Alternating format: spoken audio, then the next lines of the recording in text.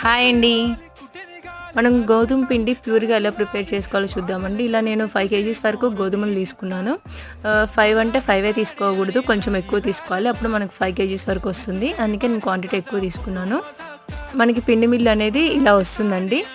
ఇది ఆన్ చేశాననమాట. ఇక్కడ బటన్ ఆన్ చేసుకోవాలి పైకి. ఆన్ చేసి ఇక్కడ బటన్ గ్రీన్ బటన్ ఉంటది. అది పోయింది. సో, నేను అలా పుల్లతో ఆన్ చేస్తున్నాను. ఆ గ్రీన్ బటన్ అనేది ఆన్ చేసుకొని దాంట్లో గోధుమలు వేసుకొని కొంచెం అక్కడ పైకి అనుకోవాలండి దాన్ని. దాని లోపలికి నిదానంగా వెళ్తూ ఉంటాయన్నమాట. ఇక్కడ మనకి ఇది 9.5, 10 వరకు అలా రాకూడదు. ఆ లోపల ఉండేలాగా చూసుకోవాలి. ఇలా చిన్నగా వెళ్తూ ఉంటాయి. ఇలా మొత్తం వెళ్ళిన తర్వాత మొత్తం ఇలా పిండి అనేది అవుతుందండి. ప్యూర్‌గా ఫ్రెష్‌గా ఉంటుందండి పిండి. చాలా మెత్తగా కూడా వస్తుంది.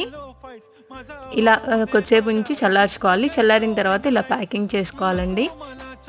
మీకు ఎవరికైనా ఫ్రెష్‌గా ప్యూర్‌గా ఇలా గోధుమ పిండి గానీ, జొన్న పిండి ఏదైనా కావాలన్నా మేము పంపిస్తామండి.